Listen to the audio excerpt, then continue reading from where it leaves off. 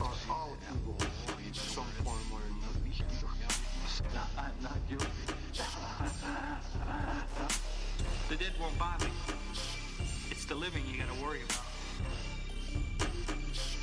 If I couldn't keep them there with me whole, at least I felt that I could keep their skeletons.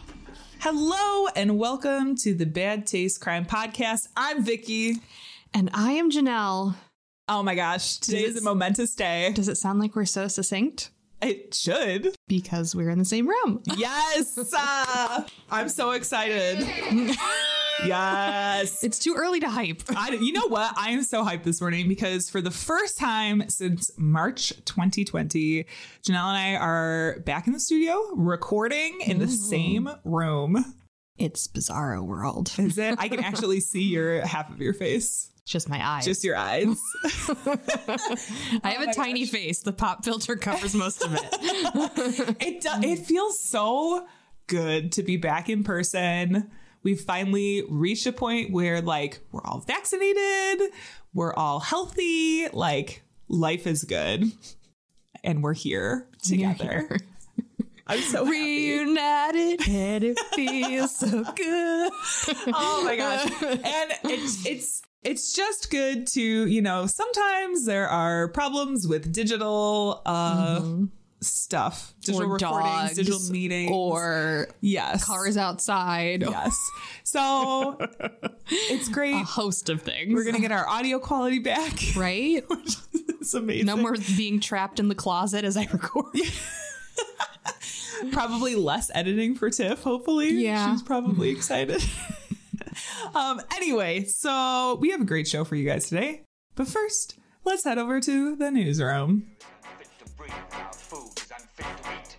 We sit watching our TVs while some local newscaster tells us that today we had 15 homicides and 63 violent crimes, as if that's the way it's supposed to be. We know things are bad, worse than bad. Our story this week comes from Raw Story. Ew. Yeah.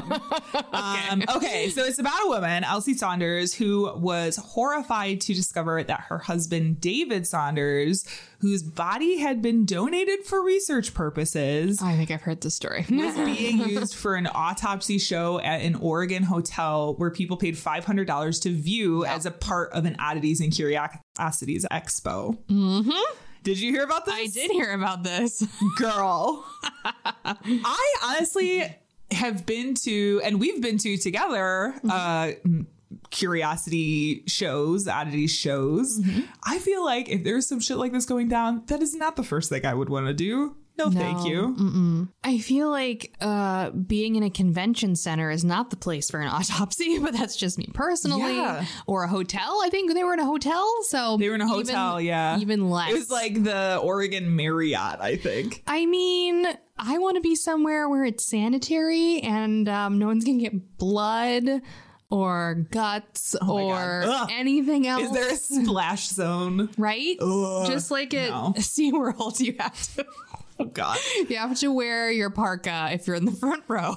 So this is a quote from the article. Quote, Saunders' body was displayed on a gurney in a conference room where retired professor of anatomy Colin Henderson used a surgical knife to slice into his head, limbs, and chest cavity and removed his organs and brain. Audience members were invited to what happened here to prod at the body during the 3-hour procedure. Stop. Yes. I didn't hear that part. Yes. So you got to go up and poke. Yes. To poke the body. Poke. Mm-hmm, right. Mm-hmm. Well, and it's... So What was that movie, Stand By Me? Oh, God. That's all I'm getting. We want to go see a dead body.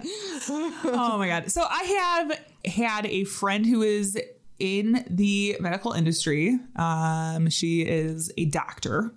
She has said, I would never donate my body to science because I've seen how medical students treat some of the bodies that come across when they're doing lab work. That's in exactly school. what my sister said too. Yeah. I was like, I'm going to donate my body. She's like, I will never let you do that. Yeah. I'm like, what are you going to do? She's like, I will have some sort of injunction where I stop you. And I'm like, she's like, you don't want to know. Yeah. What happens? I'm like, what does it matter? Yeah. I'm dead. Well, and sometimes it's not even about like the procedures they're doing, but she has talked about medical students can sometimes be really disrespectful to the bodies they're using.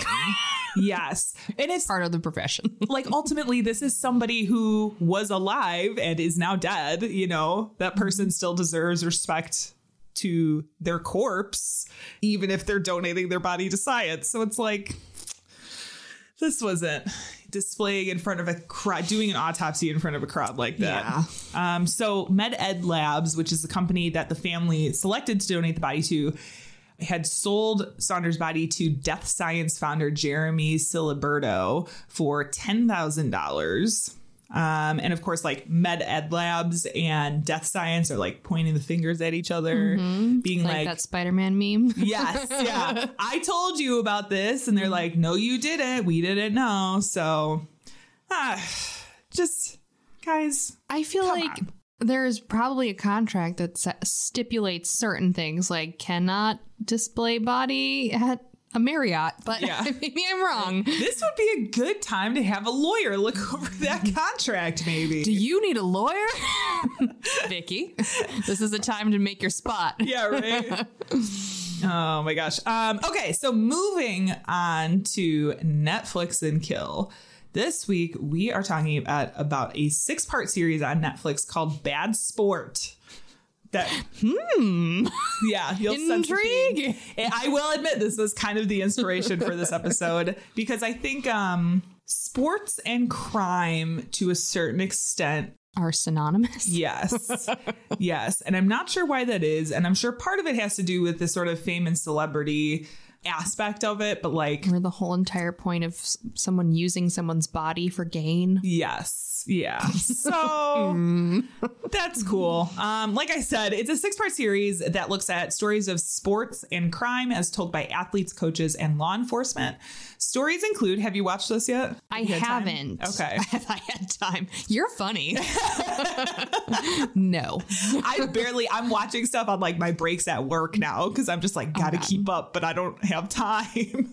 No, I haven't been doing anything except staring at a screen, writing things. Oh, God. So stories include the 1994 Arizona State basketball point shaving scandal, a race car driver who smuggled weed, the Italian football scandal where referees were being influenced by one of the team owners, 2002 Winter Olympic figure skating scandal involving pressure from Russia on a French judge. I kind of remember when that happened. Yeah. A horse hitman, and alleged match fixing from a South African cricket captain. Mm-hmm.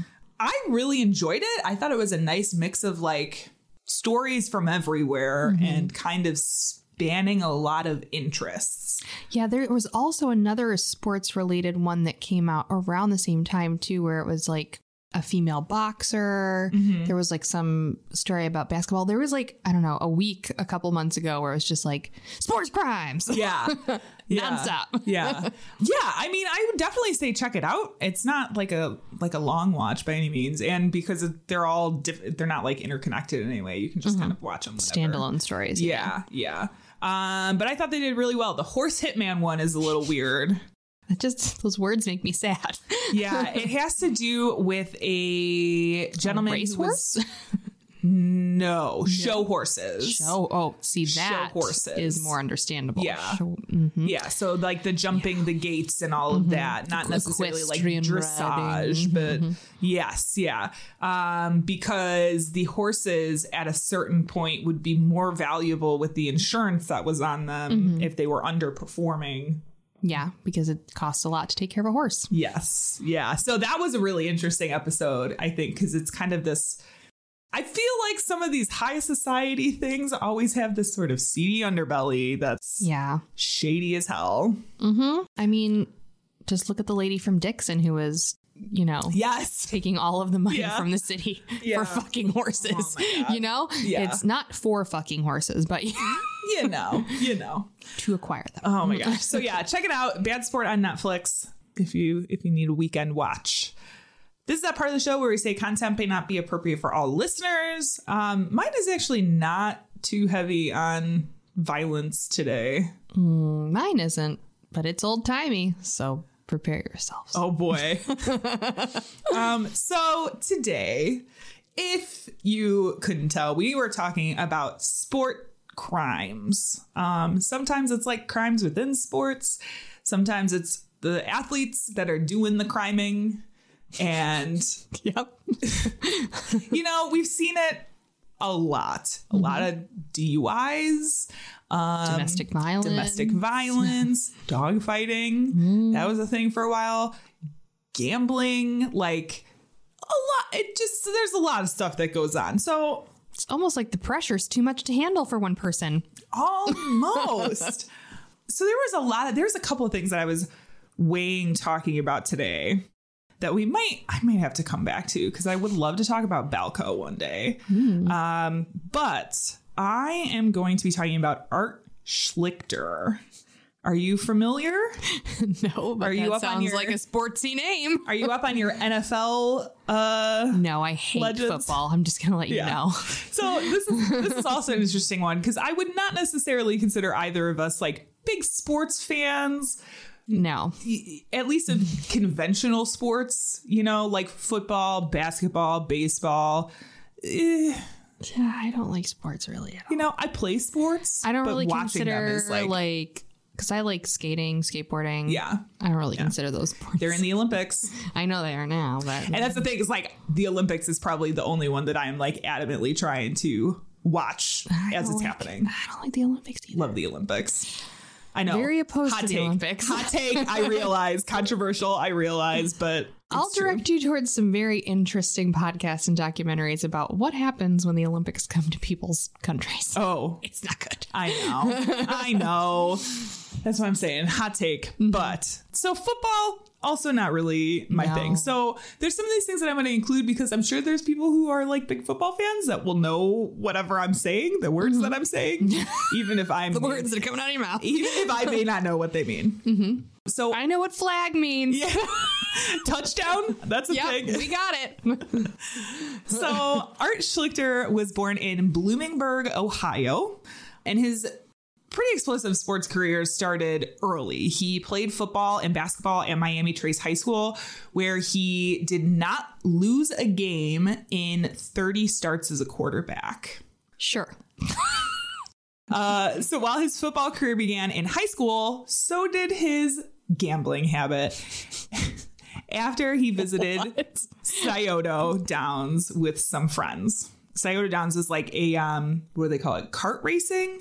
Where it's like the horses with the carts on the back of them. Okay. With the two wheels. Very Old school chariot. yeah, reminiscent of that, but they're like racing carts. You know what I'm talking about.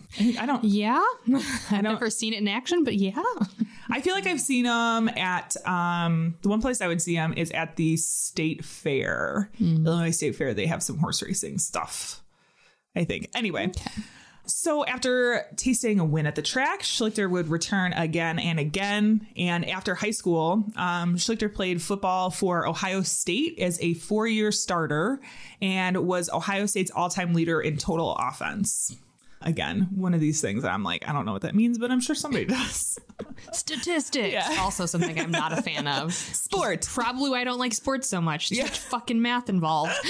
Of course, as we've been talking about today, there's always sort of another side to the coin. While his athletic career is on the rise, so was his gambling addiction. He continued to go to the track, started gambling on college and professional sports, where he lost thousands of dollars as a college student. Well, this is probably back when college was affordable. Yeah. And I get the impression that his family was decently wealthy because they had some horses that raced at this track. Like that was kind of the connection. And you can really only do that kind of shit when you got money. Now, according to the New York Times, Schlichter had been putting up red flags since his senior year at Ohio State when he was being watched by at least 3 agencies: the Columbus Police Department's Organized Crime Bureau, the Ohio Bureau of Criminal Identification and Investigation, and the Ohio State University Police Department. Interesting. Yeah. So Schlichter at this point had been seen multiple times with a man named Frank Hook, who was one of the biggest bookmakers in Central Ohio at the time. Which year was this? Oh, gosh. So this would have been in the 70s. Interesting. My grandfather in Cleveland, Ohio, ran numbers for bookies, which means that you're going collecting stuff and taking it to somebody else. So Yeah. I wonder. Yeah. So this is again from the New York Times article, quote, the head of the Columbus Organized Crime Bureau said that through informants, we verified that Schlichter and Hook had participated in the game's after hours, or in the same after hours high stakes poker game. Schlichter, of course, denied this, saying of Frank Hook, quote, I know him by name, but honestly, I never met the man. I've never seen him. I have never talked to him. And I don't think he has seen me unless he ever saw me play football. Although they had their suspicions, police could not solidly prove that Schlichter had been involved in any illegal activity in his time at Ohio State. So they were talking about like underground poker, high stakes poker games with like thousands of dollars. Yeah. Yeah. Dumb stuff. Another thing I don't understand. Fucking poker. Yeah. I don't get Yeah. I don't really know how to play. I don't really understand it. You know, I'm down with some pinochle, but I'm not going to play. You're such an old lady. So tired. Would you like to play bridge? Oh my God. Schlichter was one of the lucky few football players to be able to take his career pro. Like the percentage of college students that actually are able to get drafted in the NFL. Yeah, it's like 2% or something. A lot of times they'll go to real small, like farm style leagues, and that's about it. Yeah, yeah. He was picked 4th in the 1982 NFL draft by the Baltimore Colts. So this was like 2 or 3 years before the Colts moved from Baltimore to Indianapolis. The future looked bright for Schlichter, although he failed to start in his first pro season, but he was expected to be the future quarterback of the Colts. Like they were kind of building this team for him in the future.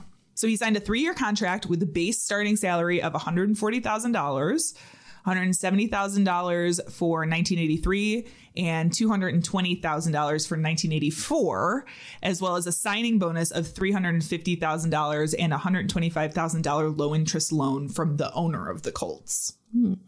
The $350,000 signing bonus had disappeared before the start of the season. You probably gambled it all at once. Yep.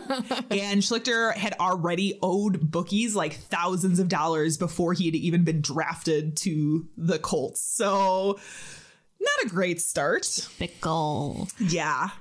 Things took an even worse turn when during the 1982 NFL strike, Schlichter lost at least $700,000 in a cycle of gambling and losing and then betting more to like try and pay his existing debts, putting him more into debt and then losing and then doing it all over again. Yeah. It's important to know that the NFL strictly forbids players from participating in gambling activity, whether it is legal or not. There's like no way. I think the NCAA has something similar too. I think most places do, especially, well, I mean, with all of the gambling scandals that have occurred since the beginning of like sports in the 20th century, I think they did that on purpose. Yeah. I hope so. Most of them. Yeah. So this was like this idea that if the NFL found out, he'd be in real big trouble. It was sort of used as a form of blackmail against Schlichter, who was being threatened by bookies. He owed money to pay up his mounting debt or be exposed to the NFL. Unable to see another way out, Schlichter decided to go to the FBI in 1983, giving them information on bookies Samuel Richard Elisha, Harold E. Brooks Jr., Charles Swift, and Joseph A. Serio, all of which were charged with unlawful gambling. Schlichter also informed the NFL, saying he was fearful that he would one day be asked to throw games. Initially, he was suspended indefinitely, but was given a 13-month suspension after he agreed to seek treatment for his gambling addiction. In 1984, Schlichter was reinstated in the NFL, but was released 5 games into the 85 season after the Colts heard rumors that he had been gambling again. Can't stop, won't stop. Later, Schlichter revealed he hadn't stopped gambling during his suspension from the NFL at all. which was Really? a decision Don't be that surprised. seemingly came back to haunt him and essentially ended any hope for future NFL appearances. So that wasn't great. That happened. 1987 began an even worse downward spiral when Schlichter was arrested for involvement in a multi-million-dollar sports betting operation and pleaded guilty to illegal gambling, receiving probation. There's definitely this pattern of like when he was getting arrested, a lot of times it was in Ohio, and a lot of the articles I read mentioned this idea that he was still kind of like seen as a good old boy and would get somewhat lighter treatment because if you're a sportsy hero guy, sure. You know, so it was a lot of times like probation Slaps or on the suspension. wrist. Yeah. 1987 was also when Schlichter began stealing checks or passing bad checks, often writing checks to the casino and failing to pay the money when he was unable to win gambling. So there's a point in time where you could write a check to a casino. I was like, what? Yeah, people were really lax with their checks. People were taking personal checks left and right. That's why there was so much check fraud. Yeah. So I'm sorry, the casino check thing blew my mind a little bit. Between 1987 and 1992, Schlichter was arrested 3 times for a total of $50,000 in bad checks, each time receiving probation or suspension. It was also during these years that Schlichter moved to Las Vegas to get help for his gambling addiction. And like it was during this time also that he received what appeared to be the most helpful, the most help that people had been able to offer him up until that point. Like a lot of times, you know, the NFL required him to go to counseling, but like that was kind of it. And it seemed like during this time, there were people who were just like, they offered to arrange like a series of bank accounts and sort of a what do you call it? When you get a certain allowance. The word was escaping me. An allowance for him so that he wasn't just taking all of his money and going to gamble. So they did this for a while and they like scheduled him for therapy appointments, but all of this didn't seem to have as big of an effect on him as they would have hoped. So this is kind of a pattern that repeated over and over again with Schlichter just like burning bridges along the way. Now, Schlichter began receiving real punishment beginning in 1995 when he was arrested for fraud after passing $175,000 in bad checks at casinos in Las Vegas. Schlichter pleaded guilty and was sentenced to 2 years in prison.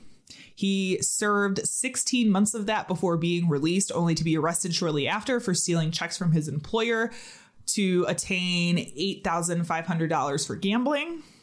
This time, he was sentenced to 8 years in federal prison, of which he served 13 months before being released in 1999. Schlichter decided to return to his hometown of Bloomingburg, where his next con took place. Schlichter told various friends and family that he had connections to people who could get tickets for Buckeye football games. He took the money for the tickets, which never materialized, and instead he spent it on gambling ventures. In total, Schlichter had stolen $500,000 by the time he was arrested with this scheme. He pleaded guilty and was sentenced to 5 years in prison. While he was there, Schlichter's gambling addiction was so strong that he managed to convince his public defender to smuggle in a cell phone so that he could place bets from prison. Wow. Yeah. Pretty ballsy. The public defender was sentenced to 2 years of probation and had her law license suspended for 90 days. Meanwhile, after being caught gambling in prison, Schlichter was put into solitary confinement for 100 days. This is just all too ridiculous. Yeah. When Schlichter was released from prison in 2006, things honestly seemed to be turning around for him. He really seemed to have like taken his addiction counseling to heart. He started his own nonprofit organization named Gambling Prevention Awareness. They were the goal of the nonprofit was to educate others, including athletes in college and the NFL, about the dangers of gambling addiction and how easy it is to fall into when the pressures of being a college or professional athlete are present. One of the things that he talked about a lot was, like you had mentioned earlier, like the pressure of being the football star is a lot for people. And, you know, for reasons that we will talk about later, sometimes those feelings and those pressures are really hard to process for some people, which just like creates these addiction, like a perfect environment for addiction. So he and his mom were like going around and talking to all of these organizations to try to bring awareness to gambling addiction. He continued his advocacy for many years, appearing on television and radio shows to promote his cause. All seemed to be good in Schlichter's world until 2011, when Schlichter pleaded guilty to theft and engaging in a pattern of corrupt activity. All the way to 2011, huh? Yes, yeah.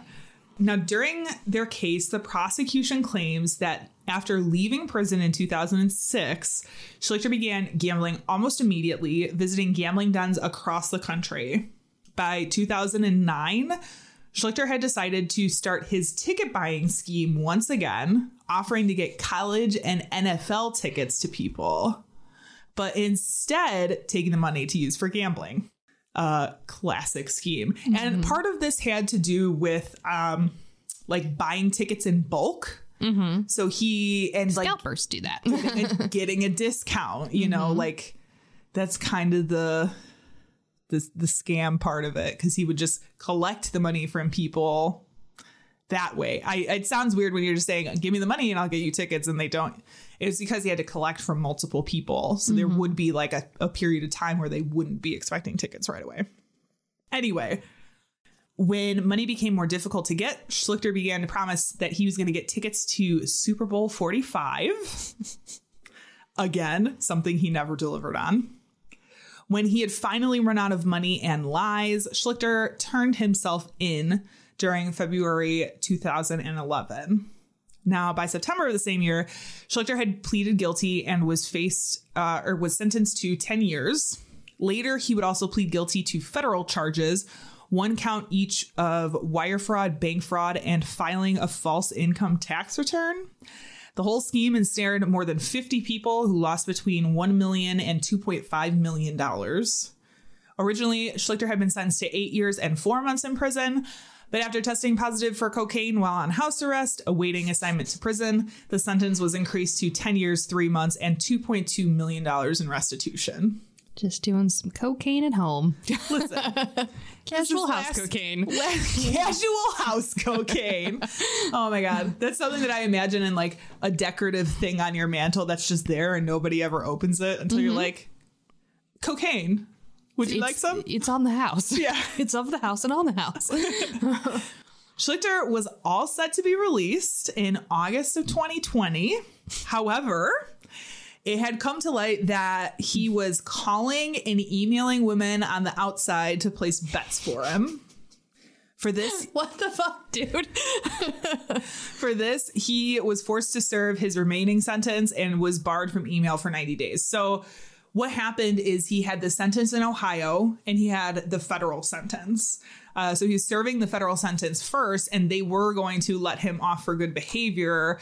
But then they found out he was still gambling. They were like, so no, you still have to go serve the remainder of this Ohio sentence before you can be totally released. So Schlichter was released from federal prison in August of 2020. And he was sent to the Ohio State prison system to serve the remainder of his sentence there. Mm-hmm. He was released from Ohio on June 14th, 2021. I was going to say, they didn't let him go because of COVID? Well, he still had some of the sentence left. And I mean, that is a good point. They were going to try to get him early released, but the attorney pulled it back because... So when you behave like that, where you're still gambling, you're still doing the thing that you were put in prison for while you're in prison, they're less likely to let you out no matter how good your behavior is outside of that. Right. Right. But I mean, they were letting out nonviolent offenders all over the place because of COVID. Yeah. And that's just surprising because that is the most nonviolent of offenses. You're gambling. The only person you're hurting is yourself. Yeah. Yeah. I also want to point out that he was released on my birthday this year, so that's fun. Happy birthday, thanks.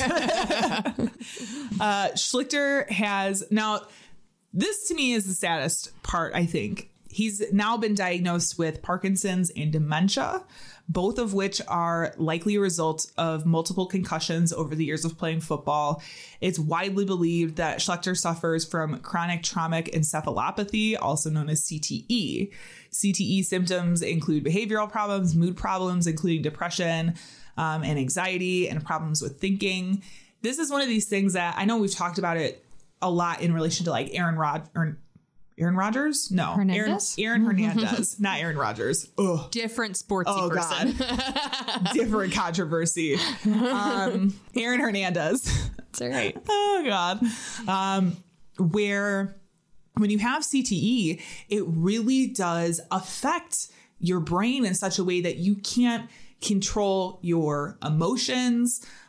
He was at one point in one of his prison sentences diagnosed with depression, which later was diagnosed as bipolar disorder, which oftentimes gets mistaken for depression. Right. So like you have this impulse control is part of it too. So I do think like playing football and taking that much trauma to your head is not, I'm not saying that is entirely the cause of his gambling addiction, but it didn't help. Like you can't possibly, if you can't control that part of your brain, like you're just going to do the thing anyway. Yeah. You know? I was also just listening to, there's a great podcast called Cheat. I think I've realized I like white collar crime because really it is like people trying to cheat the system. And I find cheaters really interesting. Yeah. They did a great episode on the NFL settlement as a result of CTE being discovered.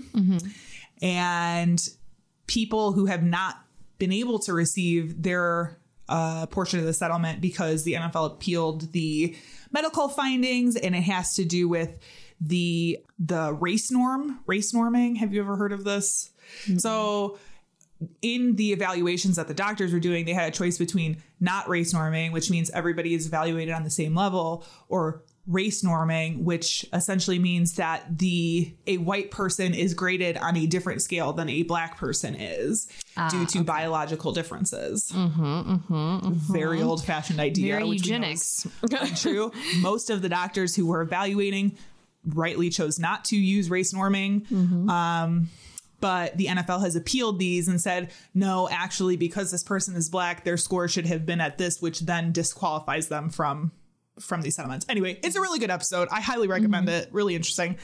But like there are tons of thousands of former NFL players who are suffering from now dementia, Parkinson's, memory loss, depression, anxiety, like PTSD, like all of these things that cause a lot of these mood problems, you know? Yeah. I think it's just something to keep in mind, and we need to keep like, just be safe.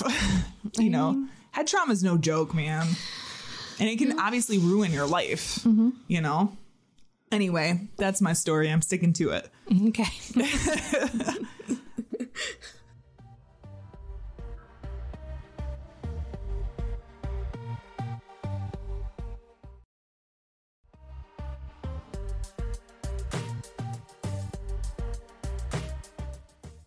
Vicky, you know I am not a sporty person at all. Yes. But I do find this interesting because I find things interesting that I often believe, like, I can't understand why people like it. You know? Okay. So I'm like, fair. I can't understand why people like sports so much. Yeah. You know? Yeah, that's fair. I decided something to do. Yeah, I decided to look at something like really old timey because I feel like a lot of times we get very wrapped up in the modern things, and I like to look at the history of why we are still doing fucked up stuff. This is very on brand for you. Yes, very, very. Now, if you're not familiar, but Vicky, you are. I am from a family that is high sport. Yes. High sport family. Did your sister play sports too? My sister played volleyball in 8th grade. Okay. Because I know your brothers did. Yes. But okay. My brothers played the Your trifecta. dad coached too, didn't he? Didn't he do coaching or no? No. Okay. Just kidding. My mom did. Oh, okay. I was like, one of the parents did. Yeah. My mother did. Yeah. My brothers did the trifecta: baseball, basketball, football. Yes. Me and my sister were not sporty. We were thespians and musicians and all of the things. Yeah. But in an attempt to make us like really interested in sports, my parents tried a lot of things. Okay. That included dragging us to a lot of games, professional, more like local stuff. Like we went to the Kane County Cougars a lot. Okay. And we did a lot of stuff with Cleveland sports because my parents are from Cleveland. Sure. But the weirdest thing that my parents ever did to get me into sports was they started buying me baseball cards. Okay. So I have a baseball card collection. Baseball cards are like the nerdy aspect to sports, I would say. So I think we went to a Cleveland game. Was it baseball? It might have been baseball. Okay.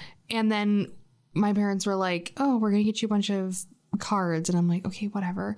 So like they started buying us cards and they got me the little binder and everything. And it was mostly holographic cards. I think they were trying to like cater to my Pokemon Fair. love Yes. with the holographic cards. Yeah. And if you don't know, any baseball cards it's a scam, and they're not actually worth anything, and there's no value in them. Yeah. So that's fun. It's like perceived value. Right. So I was like kind of okay with going to a lot of the games because I don't know if you're aware of this, but baseball butts are really the reason why you go to a baseball game. There's something. I really think they should bring back the high and tight pants of like the 70s and 80s because I feel like more people would be interested in baseball if they brought back the tight uniforms. I'm just saying. The only thing that kept me going was watching baseball butts. Okay. All right. So I understand that. Fair. But I wanted to concentrate. Baseball butts. Baseball butts. It's like a joke in my family. Like you don't even know. You don't even know the degree into which baseball butts is a joke in my family. But I wanted to concentrate on an old timey baseball story. So that's why I brought up baseball butts now. So just a little background on baseball, because I feel like a lot of people aren't really aware that it actually has a really long history. Yes. This is back when everything was racist still. Yeah. I mean, it still is. Well, yes, but you know what I mean. But like blatantly racist. Yeah. Okay. Like outwardly racist. Like totally okay racist. Yes, yeah. So it started to kind of become a professional thing around 1840 and was really, really popular during the Civil War, which is weird to think about. The first established league was the National Association of Professional Baseball Players in 1871. And then in 1876, a gentleman from Chicago, a businessman, William Hulbert, formed the National League of Professional Baseball Clubs that would replace the National Association, which he believed was kind of being mismanaged and corrupted. So they decided that they were going to kind of like take it over and start from scratch. Okay. The National League had 8 original members: the Boston Red Stockings, the Chicago White Stockings, lots of stockings, Cincinnati Red Stockings, Hartford Dark Blues, Louisville Grays, Mutual of New York, Okay. Philadelphia Athletics, and the St. Louis Brown Stockings. Very unoriginal. I love it's so old timey that they call the socks stockings. Yes. Like I love that. But it's all, of course, for the most part, color based. Like Yes. Not super Location and creative. color. That's it. Which is where it should have stayed. Yes. Let's just put it that way. Yeah. But our tale is going to concentrate on the 1877 Louisville Grays scandal. Okay. I'm going to try so hard, but you know my old-timey voice is going to come out. All right. Anyway, if you don't know where Louisville is, it's in Kentucky. The Grays were out of Louisville, Kentucky, and they were a brand new team when this all started. They started playing in 1876. And the Grays were owned by businessman Walter Newman Haldeman. He was an owner and publisher of the Louisville Courier Journal newspaper. So a lot of newspapermen back then had their hands in many things. Of course. They were managed by Jack Chapman, and Chapman was not only the manager, but he also played on the team, which was a very common thing back then, but not anymore. Oh, yeah, that's weird. Well, and I'm sure part of the reason it's not as common anymore is this idea of one person owning the whole deal and not, control. It's all control issues. It's all control. In 1876, they had 16 players and then went down to 13 players by 1877, which isn't really great if you have injuries. No, yeah. I think it's 12, right? On a field. Well, do you know? I'm pretty sure it's on a field. You have the 3 outfielders, first, second, third, shortstop. And then if you count the pitcher and the catcher, that'd be 9. 9. Okay. Okay. Ew. Ew that I know all of that. Anyway, yes. So that's 9 active players in the field. Okay. But I mean, they switch out the pitchers all the time. And, Right, right. So, You gotta have options. you don't want to overwork those guys. Right. So some of their star players, which have really fantastic names, are Jim Devlin, the pitcher, who played both of the only 2 seasons the Gray existed. He previously played for the Philadelphia White Stockings and the Chicago White Stockings before being moved to the Grays. Okay. George Hall was the left fielder, and in 1877 was really, really famous. He started playing in 1872 and was on the Philadelphia Athletics from 1875 to 1877. And when the team was expelled from the league for not traveling west for a game due to financial issues, he then moved to join the Grays. So What? They're just like, bye. it was very like ragtag, ramshackle kind of like leagues back then. So like if you didn't travel, they would just kick you out. If you couldn't financially afford to do something, they would just kick you out. Wow. So there were actually so many baseball teams that were only around for like 1 or 2 years before they were just like disbanded because they couldn't afford it, or they were kicked out of whatever Really? league and couldn't go anywhere else. Wow. So it's crazy. Yeah. And of course, this doesn't even like, this is all the white people leagues. You also have the Negro Leagues were going on at the exact same time. Yeah. So like yeah. there was white established baseball and established baseball for quote unquote colored people back then. Yeah. So Okay. that history is also running concurrently with this. Sure. Yeah. Yeah. It's a lot. Yes. Yeah. Which I listened to someone talk about the Negro Leagues on a podcast, and he was talking about how all of them were owned by white people and they played in the same stadiums as white people. And they were upset when they got folded into the white leagues because they lost double the money. So there's so much. Baseball is so racist. Yes. Yeah. You guys, it's so racist. Yeah. I'm so sorry to burst your bubble, but it's racist. That's why it's America's pastime. I'm just here for the Cracker Jacks, really. And the baseball butts. The butts and the Cracker Jacks is why I stay. I digress. So we have some famous guys. Then there's Bill Craver, who was the second baseman who started playing ball in 1871. So they all have a lot of like years on them. He also hopped around a bunch and was on the New York Mutuals for a little bit. And then they also got kicked out because they couldn't afford to make a trip to another place. Oh, and God. so then he moved to the Grays. So there's a lot of things happening a lot of similar things happening. Okay. Now, during the Grays' second season in 1877, they were ahead in league standings with a 27-13 record, which means wins versus losses, in case you didn't know, with only 15 games left to play in their season. So they're doing pretty good. Then, all of a sudden, they drastically lost their lead when they lost 8 straight games in a row. Right? Oh my gosh. Weird. Yeah. Maybe just a dry spell. Or Maybe. crime. Maybe. Oh. Now, Bill Haig, the third baseman, got injured during the season and he had to be replaced. So they brought in Al Nichols, who had played with George Hall on a previous team. The owner, Charles Chase, became suspicious when he noticed that Nichols was still in the lineup, even though Haig had fully recovered. Even stranger, several players all of a sudden had new clothes and jewelry. The team president, Charles Chase, received 2 anonymous telegrams after this. One noted that gamblers were favoring the less talented Hartford team in an upcoming series. Okay. So kind of like a hint. The second telegram predicted Louisville would throw the next game versus Hartford on August 21st. Okay. The Grays committed a number of suspicious errors in this game and lost the game 7-0. Oh, wow. Okay. Now, Jeez. John A. Hadelman was a baseball writer for the Louisville Courier-Journal. And he noticed something during the gameplay that made him very suspicious of the whole thing. He had really good access to team officials because he was the father of Walter Hadelman, who was the majority owner and president of the Grays. He wrote a review in the paper calling foul on their game, which is like a funny little sports nod. I call foul on your game, even though there's no fouls in baseball, but whatever. There's a foul ball. But not like a foul on a person. Yeah.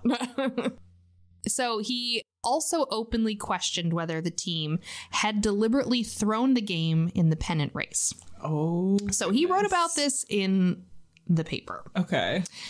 Chase confronted pitcher Jim Devlin because of his poor performance and the fact that he hadn't pitched using his best throws. So he had some like fun whirly knuckleballs that he would do. Some real wingers. And he kind of just like didn't say anything when the guy confronted him. He was just like, okay. Okay. This was enough to make teammates suspicious that something was happening. Other teammates thought he would admit to doing something nefarious or like deny it, but he was just like, So everyone started growing really suspicious of him. So not everybody on the team was in on this, just a couple. Yes. So the league president, William Hulbert, began investigating. Okay. Bill Craver had a history of gambling and was even beat by his previous team for double crossing someone. Wait, beat up? Beat up. Like, oh my God. Like, oh he got beat. So he double crossed someone on a fix. So what that means is that he betted against and betted for using two different gamblers and got caught. Oh, damn. So that's pretty ballsy. It is. George Hull started to get squirrely, and he was thinking that Devlin and some other people were confessing to fixing games. So Hull claimed that Nichols was the person in contact with the gamblers and that all three had thrown games. Okay. Chase requested from each member of the team permission to see all the Western Union telegrams sent and received. Okay. This is old-fashioned detective work. Yes. I love it. I'm here for it. On October 4th, the entire team was ordered to turn over their telegrams. Give me your telegrams! Craver was the only man on the team who refused to give his telegrams over, which caused he got suspended. He was like, I'm not going to give you my telegrams. The telegrams proved the three were in open communication with the gamblers, and the telegrams showed that Devlin, Hall, and Nichols were the only three that had thrown the games. Devlin received up to $100 per game fixed. Wow. So he was making some bank. Yeah. Now, Craver was banned, even though it was not proven that he had actually participated in throwing the games. Wait, he's the one that refused to give up his telegrams, right? Yes. Craver's the one that was like, you can't have my... Okay, okay. He was banned, even though they couldn't prove that he participated in anything. And I think that was because he wouldn't give up anything and was kind of acting weird. Yeah. But there were reports of his gambling and insubordination in the past. And along with his refusal to cooperate with the investigation, it was just bad news bears for him. Another sports reference. Good job. Nice. You're welcome. Good job. On October 30th, Craver, Devlin, Hall, and Nichols were expelled from the club, and on December 4th, the National League banned them from professional baseball for life. Forever. You can't play with us. Forever. Sports movie reference. Another sports movie reference. Now, Devlin tried to be reinstated many times, but was unsuccessful. Devlin fought several years to being reinstated, and he went as far as to go to William Hulbert and beg on his hands and knees to be reinstated. Oh, no. That's kind of sad. It was for the love of the game. That's kind of sad. It is. It's like depressing. Wait till you find out what most of their professions became after the fact, and you won't be so sad. Oh, God. Okay. Hulbert responded by handing him $50, which is roughly the equivalent of $1,200, and saying to him, old-timey voice, Devlin, that's what I think of you personally. But damn you, you've sold a game. You are dishonest, and this National League will not stand for it. Okay. So he basically went poo-poo, gave him $50 and say, this is what I think of you, you pauper. Oh my God.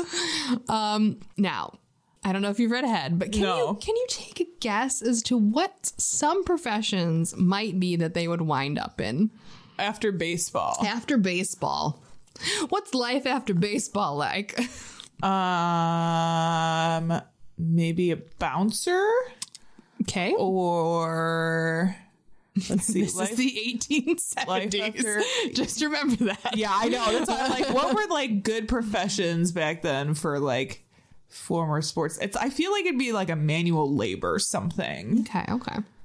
Well, we've already talked about the racism inherent in baseball. Oh no. So okay. Craver and Devlin went on to become cops. Of course. Devlin's police career was short-lived as he died of tuberculosis in 1883. Okay. The others lived into their 70s and 80s. One of them, I think, also became a janitor. So we have 2 cops, 1 janitor. Okay. And none of them ever played professional baseball again. Wah, wah, wah. But none of them served any time. They were just kicked out of their league. Yeah. So, well, I think that the gambling was not as big a deal back then because you had mob controlled everything. And nobody was making laws against that type of thing at that point. yeah, gambling wasn't like illegal yet. Or regulated. Yeah. It was all like still copacetic, still very like Old West times kind of acceptability. I think with the temperance movement in the 1920s is when gambling and things started to shift. But that is the Louisville Grace scandal. Interesting. And yeah. I guess I never really thought about, because you hear, I think when you're talking sport crimes, a lot of the time you hear about price fixing or game fixing, point shaving, like that kind of thing that has to do with fixing games for gambling. It never occurred to me that would have, I guess, been happening all the way back to the start of baseball, but it makes sense because humans are shitty sometimes. And I mean, back in this time period, they made next to nothing. Yeah. Babe Ruth was poor. Did you know that? Yep. Yep. Yeah. I'm just pulling out my odd sports facts. Yeah, Babe Ruth was poor. But they didn't make anything. And honestly, I don't really think baseball players made much until the 70s or 80s. No. And so, yeah, they did this because they were making less than a lot of people were making. I feel like, wasn't baseball one of those things where they literally had like second jobs outside of baseball? Like baseball was a part-time deal. Yeah, it was a difficult thing to do professionally. And like I said before, a lot of times these teams were just out of money. Yeah. Because if no one comes to watch you and they're paying what, like a penny? A penny to get in? Yeah. A penny for candy, a penny to get in. You know, where's the money at? Yeah, right. And they're all ran by rich people. So a lot of them are like newspaper owners. I think Rockefeller had part ownership of a baseball team. So like, they were doing it because it was fun, you know, like, oh, well, I'll have I mean, still a lot of people do that. The guy who owns the Jets is like the guy who owns AEW. Like, so a lot of people, do that just for like the novelty aspect of it. It's like, I own this team. There's in reality, the people making the money aren't ever the players. No. It's the owners. Yeah. Always. Yeah. No, I liked that. I enjoyed that. I like an old timey scandal. Yeah. So before you watch that next sport ball game on your television, maybe check out this podcast. Hi, I'm Nicole. Sarah. Hillary. And we're the hosts of the Feminine Mistake podcast. Each month, we sit down with a guest to watch movies that are 20 years or older. And see how they hold up to today's modern feminist lens. Why do mermaids have such low self-esteem? Why is it so funny when men take care of babies? What exactly did Jenny die of in Love Story? These are the kind of hard questions we ask ourselves on the Feminine Mistake podcast. The Feminine Mistake podcast, now available on Apple Podcasts, Stitcher, and Podbean. Do you guys think that was okay? Yeah, I don't know. We sounded kind of shrill. Really? Yeah, women's voices are just so grating on the radio. Yeah. Oh, man, you're right. Yeah, I mean, have you ever heard those guys over at the Nerdist or Last Podcast on the Left? I mean, they're just biologically more funny than we are. So true. Yeah. All right, Janelle, that has been our episode. It's so good to be back to talk about these in person. It's great. We're excited to be back in person. I think we have some pretty good stuff coming up for you guys here in the future. You might have noticed that we took like a month off from recording. Yep. I wonder why, Vicky. Yeah, we had our fringe. Our fringe episode went up. We have a bloopers episode going up, just to keep you guys satisfied. Right. But I'm glad to be back recording. It feels a little more normal. Yeah. I like how we're like, we'll take a break, but then we didn't actually take a break. Yes. Yeah. Well, that's what we do here. Took a break from new recordings just for real life stuff because this is busy. Mm-hmm. But if you enjoyed this episode, you can find more like this at badtastepodcast.com, where you can find links to all of our episodes, as well as the merch store and our donate page, our Patreon page.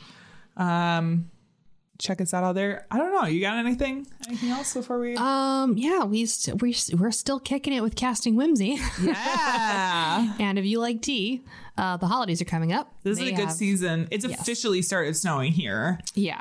So if you need to get some gifts, I would highly suggest doing it now before they run out of their gift selection. Yeah. Because they do like tea advent calendars and stuff like that. Ooh, that's cool. You can order online. They'll ship to you, or you can do pickup in store if you're in the local Woodstock area, Northern Illinois, whatever. If you give the code BTCPOD at checkout, you get 10% off. You can also do it in store. Just say, I know the Bad Taste Crime Podcast, and they'll be like 10% off. Cha-ching! Cha-ching! Nice. Yeah, so get your gifts. I already pre-ordered some stuff. Nice. That should look. So, might be a tea Christmas this year. Yeah. I started a new job, and I created a little cozy tea corner in my office. Ooh, I like There's that. like a tea kettle and literally a tray full of different teas. Very nice. It's very calming. If I had the room for it, my office is like tiny. It's so tiny. I mean, mine's tiny, but I'm just very strategic with how I put things into it. Yeah. Yeah, so Casting Whimsy. Mm-hmm. I've heard very good things. I've heard a lot of good feedback. People are excited. Yes, I like their tea a lot. About what they have. So check them out. Their website is castingwhimsy.com. Castingwhimsy.com. Beautiful. All right. I think that's all we got for today. That's all I got. Oh my gosh. Well, on that note, our sound and editing is by Tiff Fullman. Our music is by Jason Zashevsky, the Enigma. So much hype. Oh, the hype button. I love it. It's back. This has been the Bad Taste Crime Podcast. We will see you in 2 weeks. Goodbye. See you later. You're out of here. You can't call me out. You're out of here. I was saying.